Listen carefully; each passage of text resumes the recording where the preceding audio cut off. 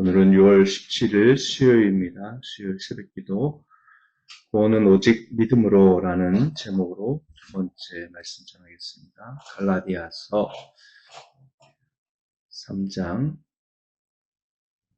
어제 10절 읽었는데요. 10절부터 14절까지 읽겠습니다. 제가 읽어드리겠습니다. 갈라디아서 3장 10절부터 14절. 율법의 행위에 근거하여 살려고 하는 사람은 누구나 다 저주 아래에 있습니다.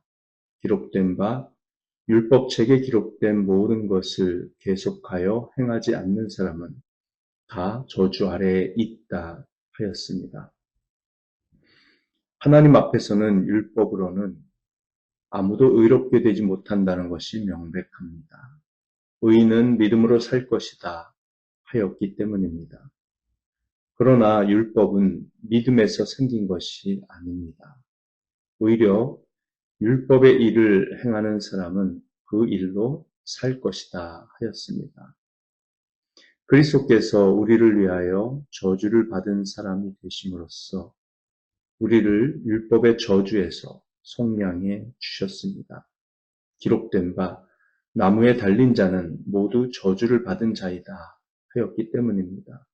그것은 아브라함에게 내리신 복을 그리스도 예수 안에서 이방 사람에게 미치게 하시고 우리로 하여금 믿음으로 말미암아 약속하신 성령을 받게 하시려는 것입니다. 아멘. 네, 오늘 14절 끝에까지 다 하지는 못하지만 13절 초반 내용까지는 볼 수 있을 것 같습니다. 자, 11절 말씀 보시죠. 11절 하나님 앞에서는 율법으로는 아무도 의롭게 되지 못한다는 것이 명백합니다. 의인은 믿음으로 살 것이다 하였기 때문입니다. 자, 여기서 인용하고 있는 구약 성경 구절이 어디인지 기억나시는지요? 네, 구약 성경 하박국 2장 4절입니다. 하박국 2장 4절 말씀. 바울은 다시 한번 구약 성경을 인용하여 유대주의자들의 잘못된 부분을 반박하고 있는 것이죠.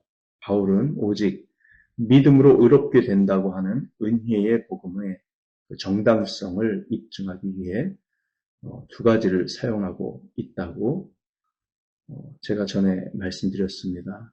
1절부터 5절, 갈라디아서 3장 1절부터 5절은 바울의 경험이고요. 그리고 3장 6절부터 4장 7절까지가 성경 구절, 구약 성경 구절을 통해서 입증하는 건데요. 특별히 3장 6절부터 9절은 아브라함의 그 구약 성경의 내용을 인용해서 믿음이 어떤 일을 할 수 있는가, 네, 긍정적인 부분을 말하고 있다고 그랬고, 그 다음에 3장 10절 이하부터 14절까지는 행함은 무엇을 할 수 없는가, 부정적인 내용을 다루고 있다고 말씀드렸습니다.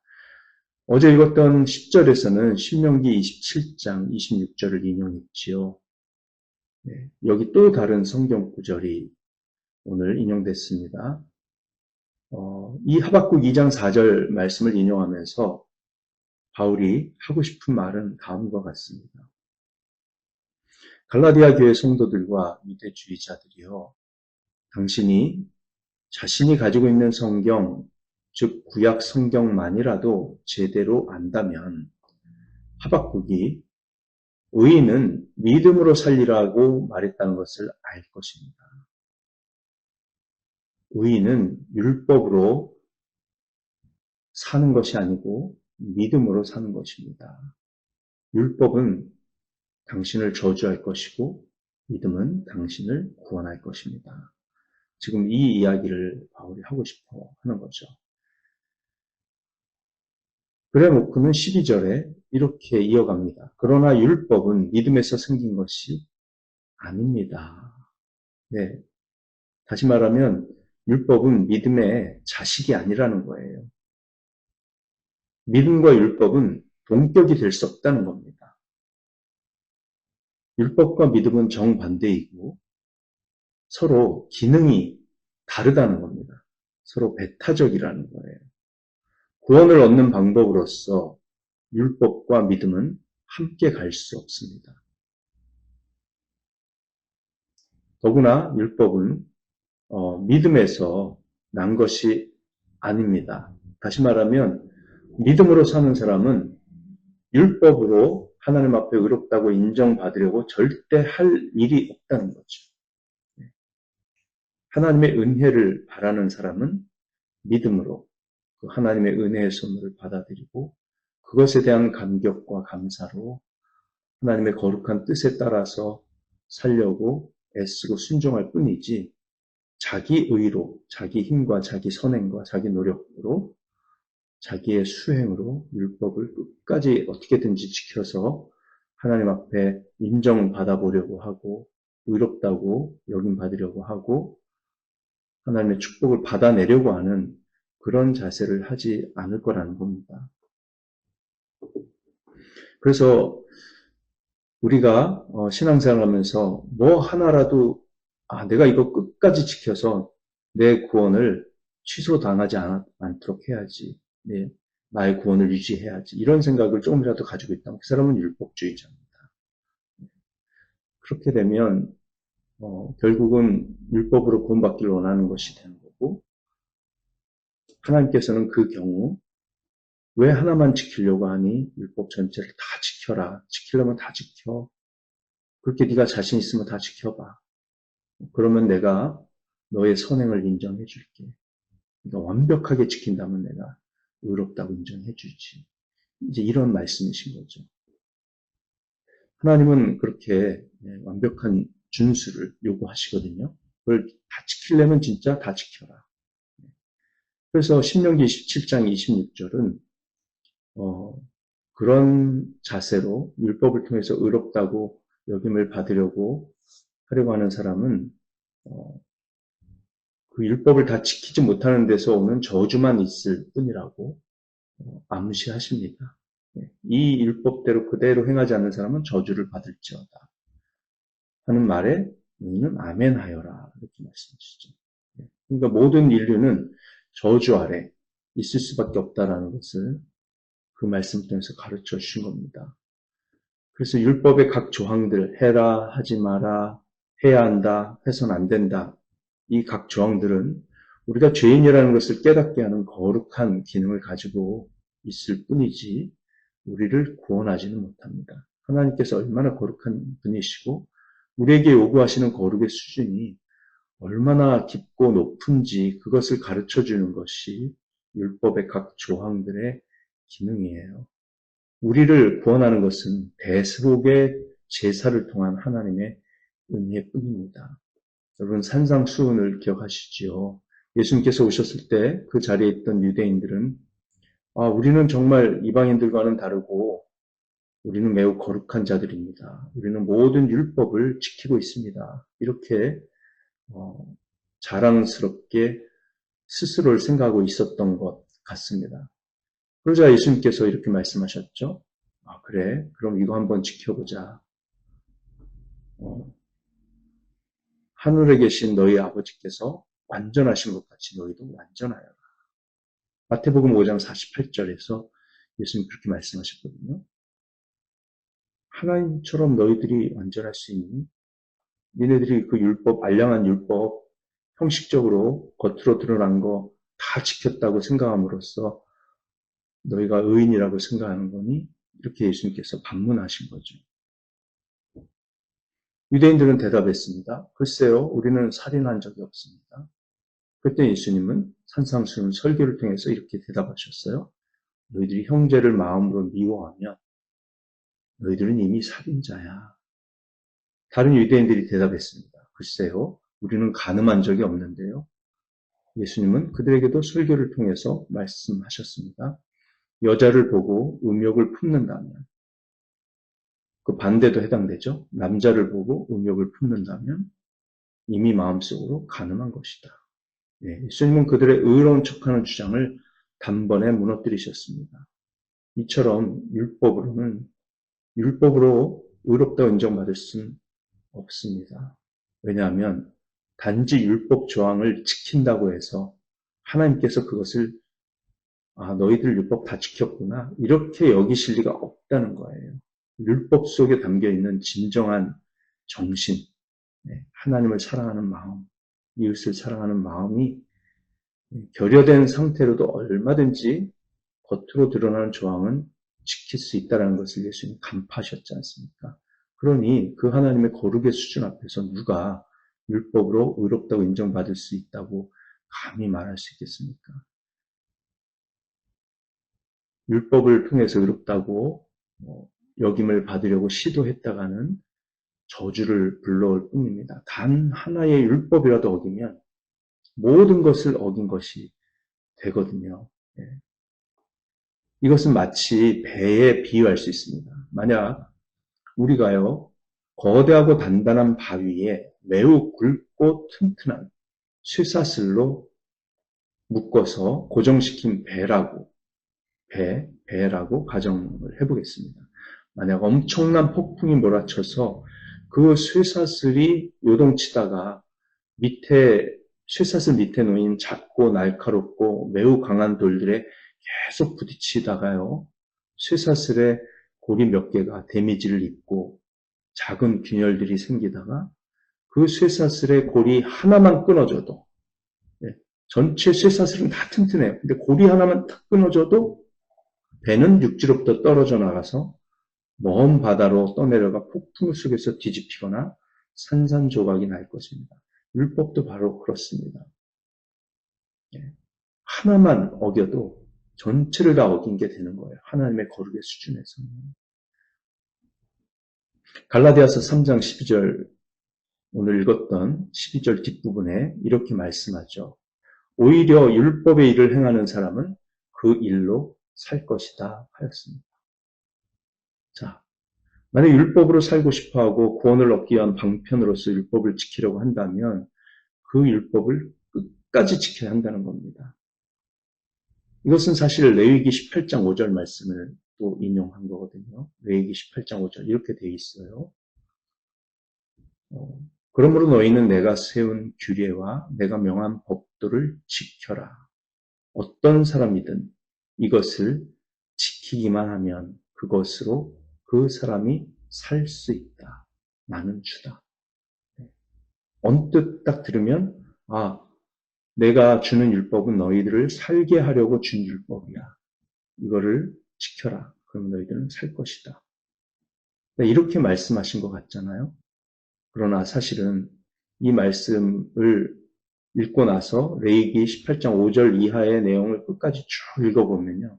제가 이 설교 준비하면서 끝까지 다 읽어봤어요. 그러면 이것이 과연 니네 이거 지키기만 하면 살 거야. 잘 지켜봐. 응? 너희들은 지킬 수 있어. 이런 뜻이 아니라는 걸 알 수 있습니다. 레위기 18장 5절은 고발자 역할을 합니다.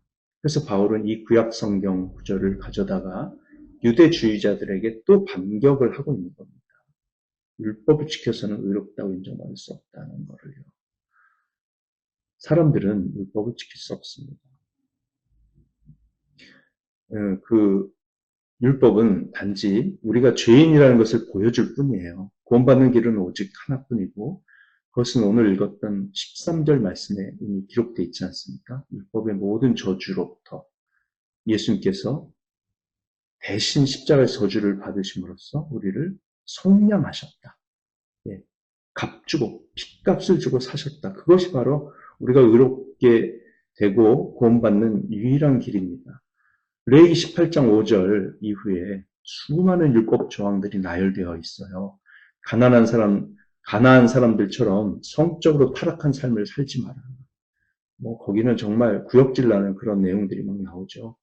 짐승과의 성교, 이모, 고모, 며느리, 아버지의 부인 등등등 쭉 나열되어 있습니다. 그리고 신접한 사람들, 무당들의 말을 듣고 영혼을 초혼술, 영혼을 불러내지 말아라 등등 그 모든 율법 조항이 끝날 즈음에 제사 제도도 나오고 절기도 나오고 다 나옵니다. 끝날 즈음에 하나님은 모세를 통해서 레위기 26장 1절부터 율법을 지킬 때 임할 축복을 약속하셔요. 축복의 내용은 짧습니다.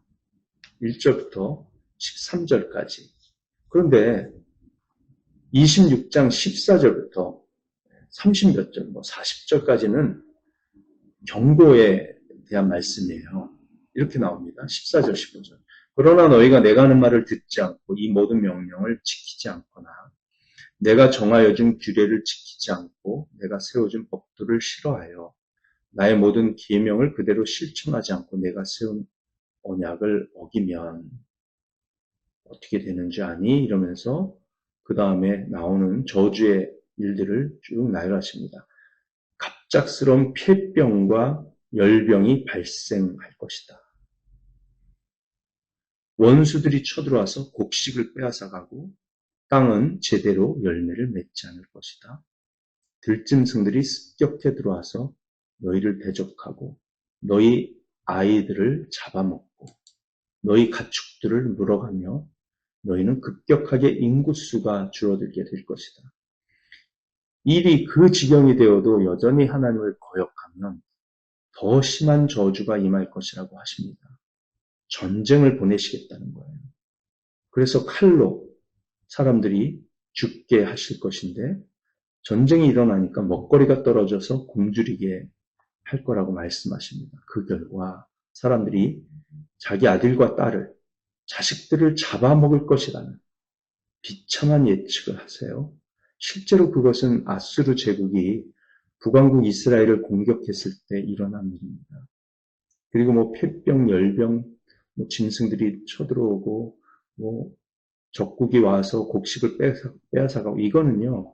가나안 땅 정복 끝나자마자 여호수아가 죽은 다음에 사사시대로 들어가잖아요. 사사시대 그 300년인가요? 계속해서 반복해서 일어난 일입니다. 이스라엘 백성들은 율법을 단 한순간도 제대로 지킨 적이 없습니다. 여러분, 우리가 6월절 그렇게 위대하고 중요한 6월절, 그거요, 수백 년 동안 지킨 적도 없어요. 요시야 왕 때 6월절, 몇백 년 만에 처음으로 지켰다는 말씀도 나오고요. 이스라엘 백성들이 얼마나 엉터리인지 모릅니다. 북한에서는 1996년 이후 고난의 행군의 시기에 사람들이 인육을 먹었었죠. 먹을 게 없으니까요. 누가 죽어나가면 그 사람 땅이 묻습니다. 그리고 그 무덤 파가지고 그 다음날 이렇게 살 베가지고 먹고 그랬단 말이에요. 이게 저주죠, 저주. 그리고요, 하나님은 레위기에서 최종적으로 26장 30절부터 46절에서 다음과 같이 경고하셨어요. 내가 너희들의 우상들을 다 부숴버리고 그 우상들을 위해 너희들의 시체를 겹겹이 쌓아놓을 것이다. 나는 도저히 너희를 불쌍히 여길 수 없다.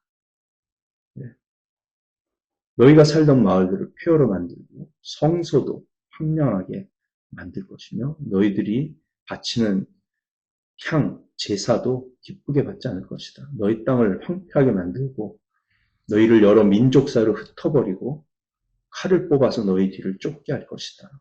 너희 땅은 버려질 것이다. 그때야 비로소 너희가 살던 땅은 안식을 누리게 될 것이다. 너희 가운데 살아남은 사람들이 원수의 땅에 끌려가 사는 동안에 내가 그들의 마음에 공포심을 일으켜 바람에 나뭇잎 떨어지는 소리만 나도 칼을 피해 도망가듯 기겁하고 달아나게 하겠다. 그들은 아무도 뒤쫓지 않아도 달아나다 넘어질 것이다. 거의 정신병 수준이죠. 노이로제, 신경증 이런 거 말씀하시는 거예요.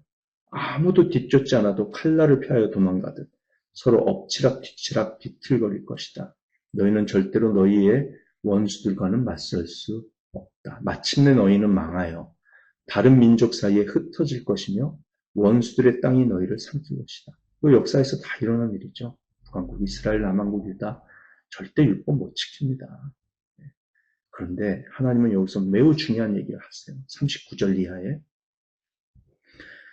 너희 가운데 살아남아 원수의 땅으로 끌려간 사람들은 그 지은 죄 때문에 힘이 약해질 것이다. 조상들이 지은 죄 때문에도 그들은 힘이 약해질 것이다. 그러나 그들이 자기들이 지은 죄와 조상들이 지은 죄, 곧 그들이 나를 배신하고 나에게 반항한 허물을 고백하며 또 그들이 나를 거슬렀으므로 내가 그들을 거스르지 않을 수 없었다는 것. 그래서 내가 그들을 원수가 사는 땅으로 보냈다는 것을 깨닫고 할례받지 못한 그들의 마음이 겸손해져서 자기들이 지은 죄로 벌을 기꺼이 받으면 죄를 고백하고 죄에 대한 벌을 기꺼이 받으면 자 이게 뭐죠? 그 율법을 지키자는 결과 이런 어려움이 생겼다는 것을 너희가 비로소 깨닫고 죄를 고백하면 즉 율법의 기능은 뭐예요? 죄를 깨닫게 하는 거라는 거죠. 그러면 42절 참 은혜로운 말씀이 나옵니다. 나는 야곱과 맺은 언약과 이삭과 맺은 언약과 아브라함과 맺은 언약을 기억하고 또 그 땅도 기억하겠다. 그들에게 버림받은 그 땅은 오히려 그들이 없는 동안 폐허로 있으면서 안식을 누릴 것이다. 그 기간에 그들은 내가 명한 법도를 거역한 죗값과 내가 세운 규례를 지키지 않은 죗값을 치를 것이다. 비록 그들이 죗값을 치르고 있더라도 그들이 원수의 땅에 잡혀가 있는 동안에 나는 절대로 그들을 버리지 않겠다. 절대로 그들을 버리지 않겠다. 자, 무엇을 근거로 이스라엘 백성들을 버리지 않으시겠다는 거예요? 그들의 순종 때문에요? 아니죠. 언약 때문입니다. 은혜 때문이에요.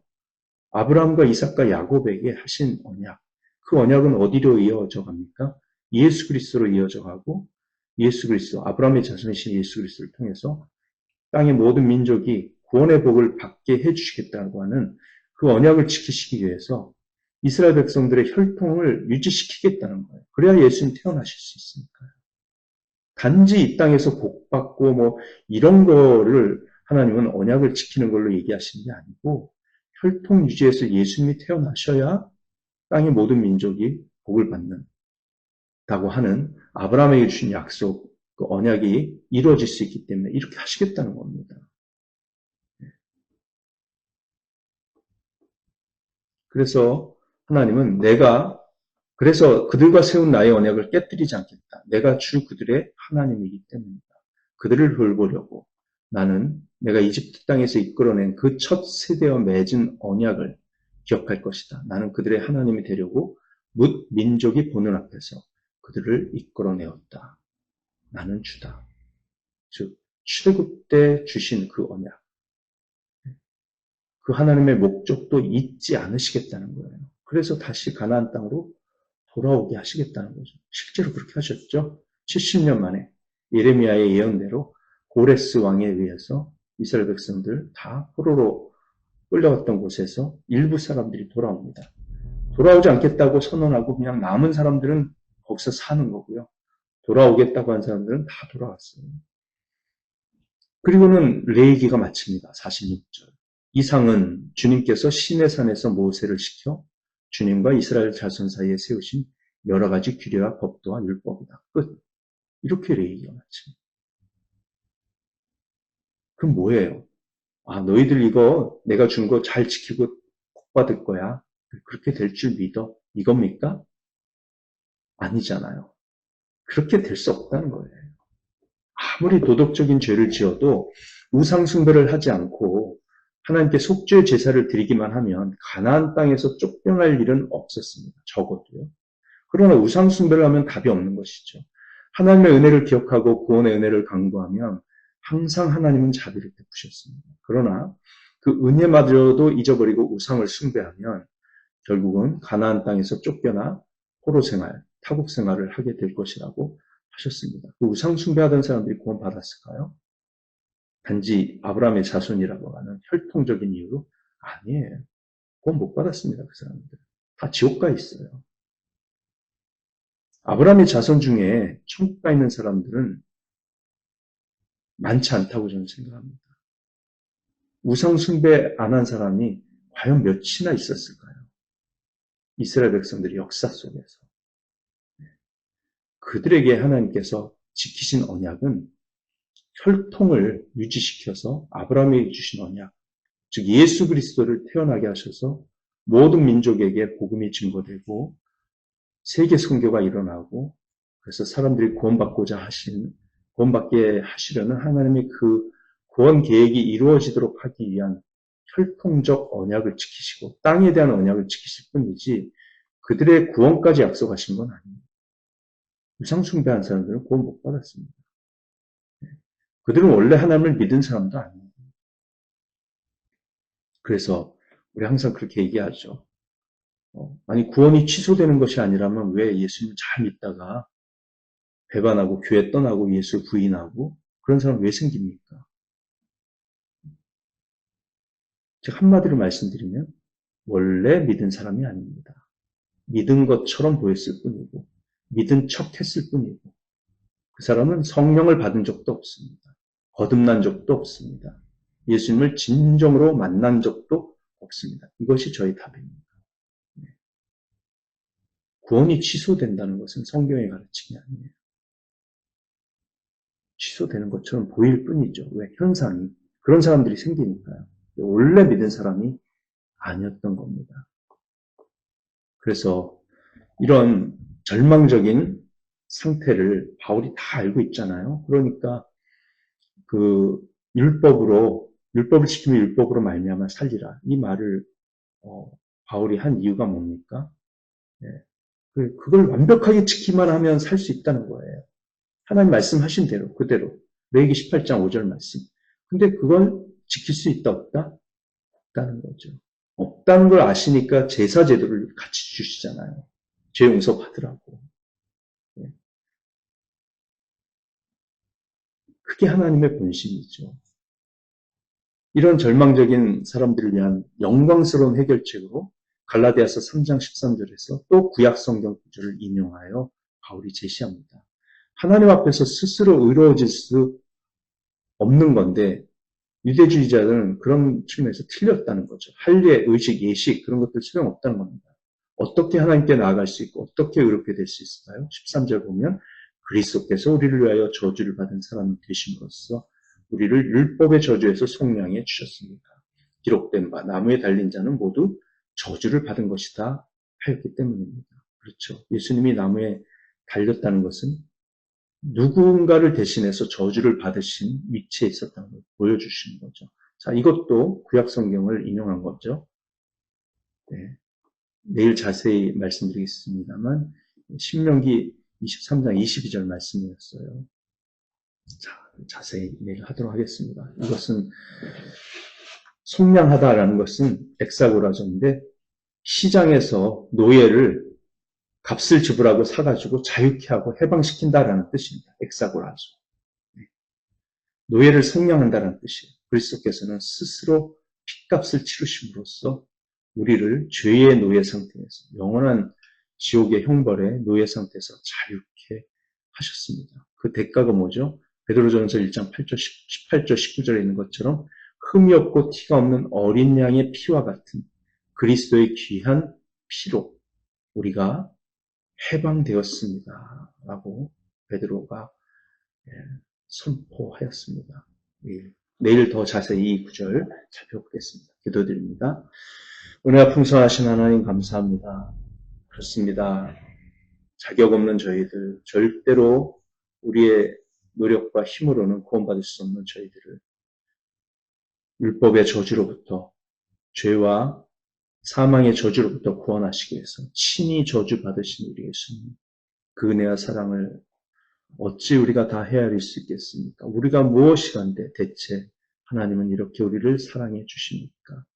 주님, 이 무조건적인 용서와 사랑을 받은 저희들이 이 사랑을 감사하며 이 사랑받은 자답게 주님을 사랑하고 또 사랑하는 마음에서 나오는 성령께 순종하는 삶 이루어지게 하셔서 예수님을 닮아가고 거룩한 생활이 조금씩 이루어질 수 있도록 성령님 죄와 사망의 법이 아닌 생명의 성령의 법으로 우리를 이끌어 주시고 도와주시옵소서. 그래서 우리 주님께서 베풀으신 놀라운 사랑을 간증하며 증거하며 전도하며 오직 은혜의 복음만을 전하고 또 은혜의 성령으로 살아가는 삶의 모습을 증거할 수 있는 저희들이 될 수 있도록 주로 사용해 주시옵소서. 감사드리며 예수님의 이름으로 기도합니다. 아멘. 기도로 승리하는 시간 갖겠습니다. 사랑하고 축복합니다. 하루 되십시오.